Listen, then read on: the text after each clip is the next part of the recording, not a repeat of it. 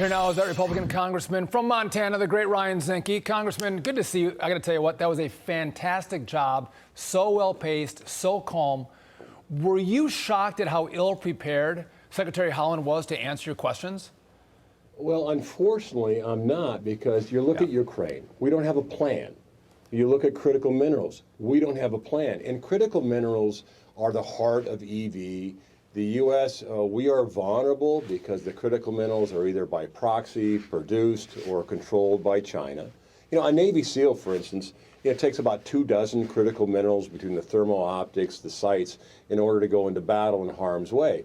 We are blindly going forward and becoming dependent on a potential adversary called China for the critical minerals. And when the Secretary of Interior can't name the critical minerals included on a mine she just banned in Minnesota, you know we're in trouble. Am I surprised? Unfortunately, I'm not. Is it disappointing? I tell you, America should be outraged because we are blindly going forward. This administration, one thing they're consistent. They've been consistently wrong on banking, on foreign shores, on domestic policy across the board. It is appalling. Congressman, this is something that Sean and I have talked about endlessly, about how, and this is video from the Daily Mail, and this is video from a cobalt mine in the Congo. And so this is a critical area, one of the only kind of cobalt-rich areas in the world. But Sean and I have talked about this, that they destroy our fossil fuel industry, and then the kind of lodestar of this climate crusade and this green energy hysteria on Biden and company's part are electric vehicles. So they source these materials from China and all these places around the world, but not here. It has to be by design. Is it designed to bankrupt this country and enrich and embolden nations that want to wipe us off the map? Well, that's a good point, but there's certainly our vulnerability. You know, at one time we were vulnerable to OPEC. We lived through that in the 70s. And then we became energy independent and energy dominant. When I came in as secretary, we were 8.3 million barrels a day and declining. After 2 years, we were 12.5 million barrels a day in production, and we were the world's largest producer of energy. We lowered emissions. Because look, to produce energy in this country, I can tell you under our regulation, is by far more environmentally sensitive than to watch it get produced overseas with no regulation. So what we're seeing is a blind jump into the EV world, but where are the batteries made?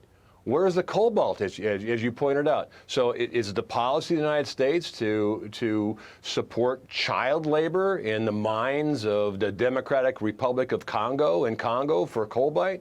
Is it the policy of the United States to be beholden to foreign entities like China, like Russia, for our critical components that are driving this economy?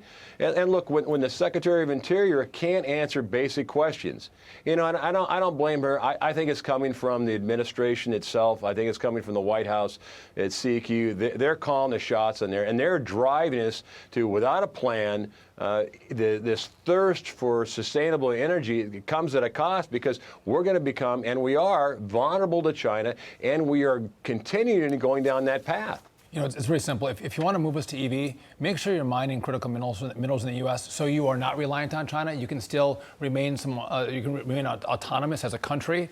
So if you're right, Sean.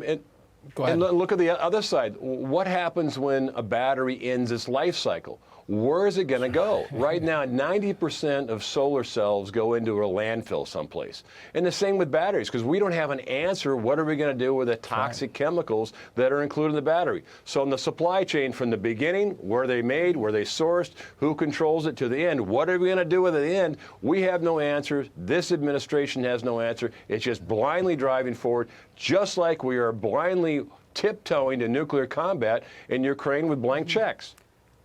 Either they're dangerous morons who never did any kind of due diligence or cost-benefit analysis of this. With this Inflation Reduction Act, the subsidies are going to be 3 times bigger, $1.2 trillion, or they want to destroy America. I'm with they want to destroy America, but let's move on. Let's talk about the border. No, you go. Okay. Department of Homeland Security Secretary Alejandro Mayorkas was pressed to apologize to families affected by the fentanyl crisis. Congressman, listen to this.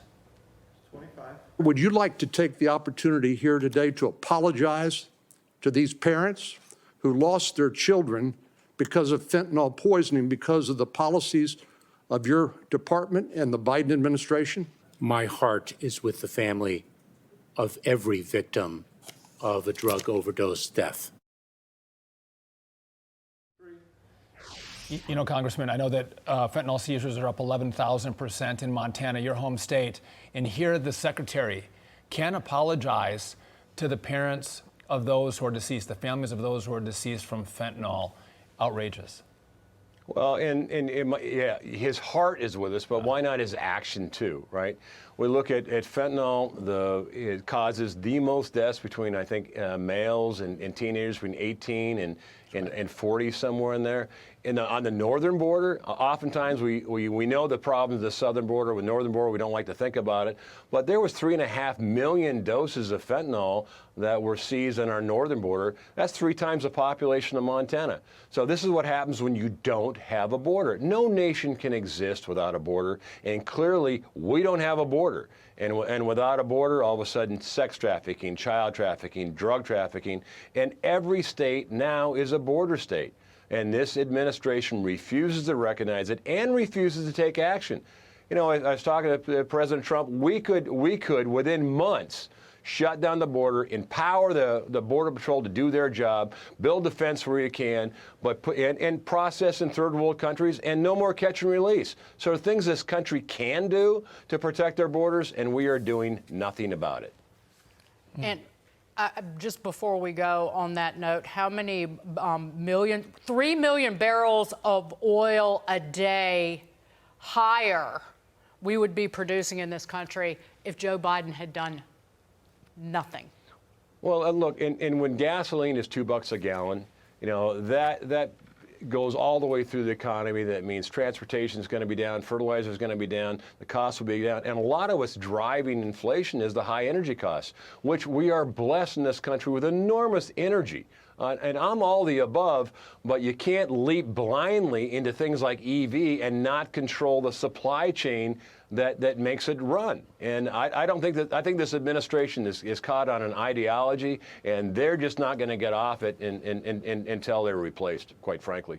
So right, Congressman. So right. Thanks for joining us. We appreciate it. John, great to see you. You as well, Ryan. Good to see you too.